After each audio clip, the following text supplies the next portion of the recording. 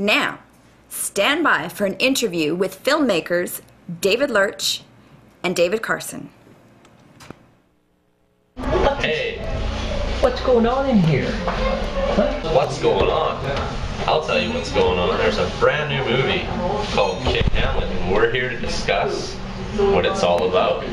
This movie discusses ideas such as honor, deception, action and inaction, and the whole shebang around Hamlet.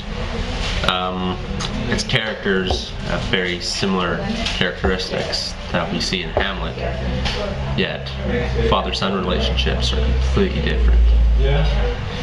Why do these themes relate to Hamlet? Some of the major themes in Hamlet are deception and inaction and action. And we tried to stick as close to that as we could by just focusing the movie more on character traits and how the characters react to different situations. The movie shows a possible context to the play Hamlet, and focusing on the character development that we've done made lots of these scenes very challenging.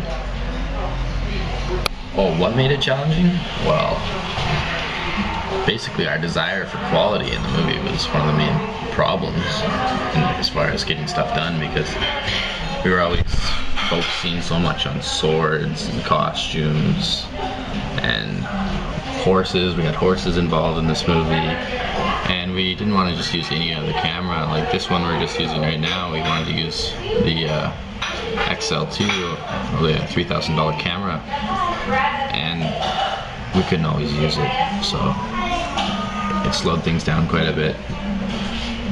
This was a movie where unusually we started using script.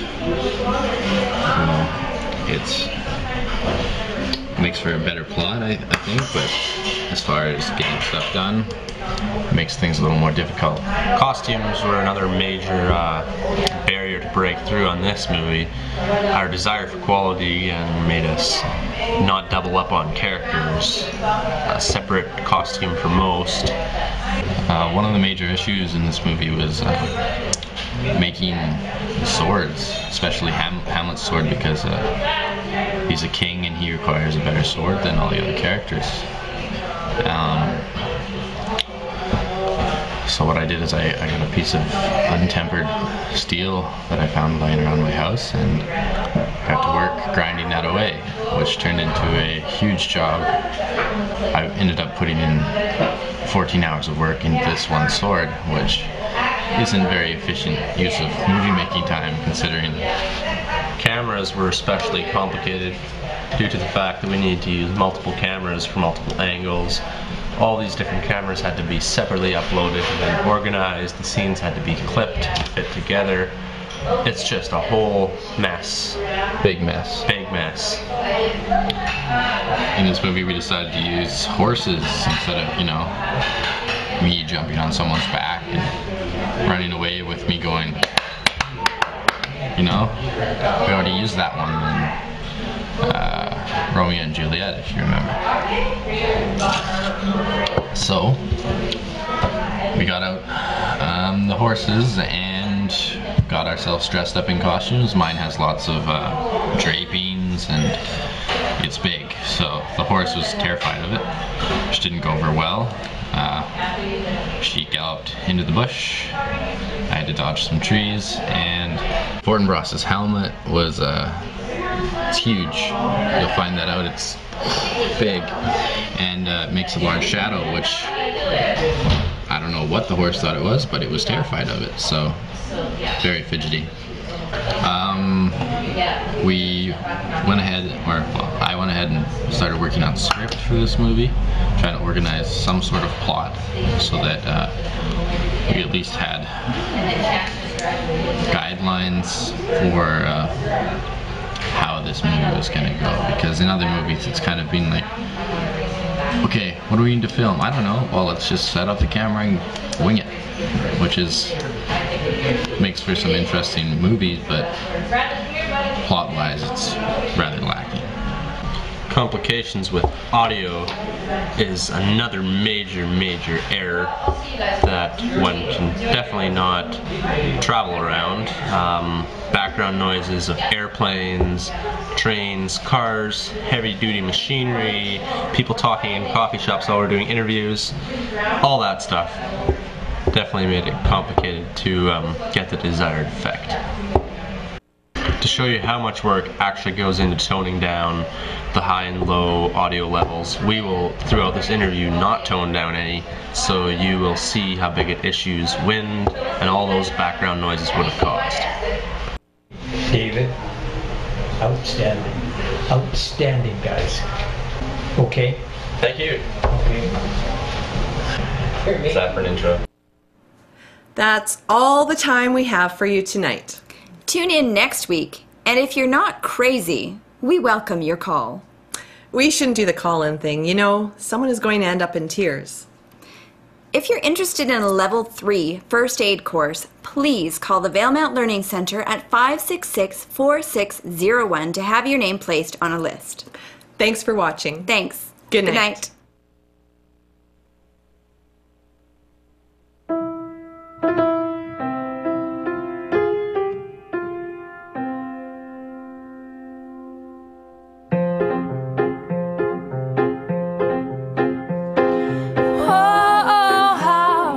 Judge me.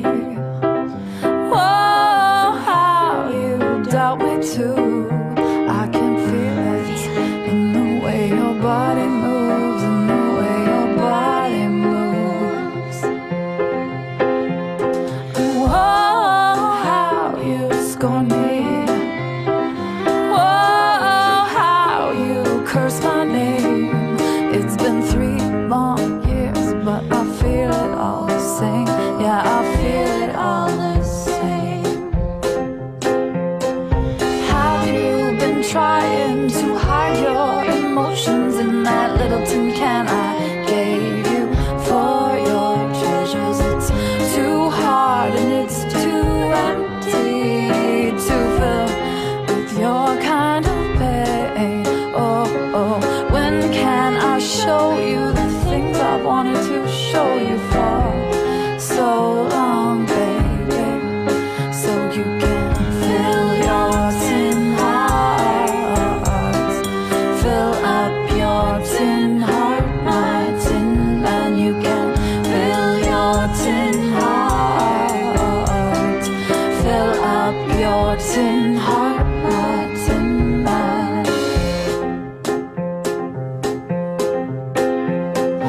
Oh, how you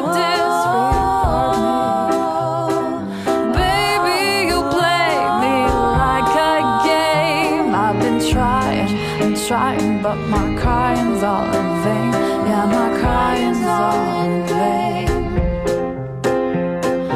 Whoa, how you cast me off when I beg you for some faith.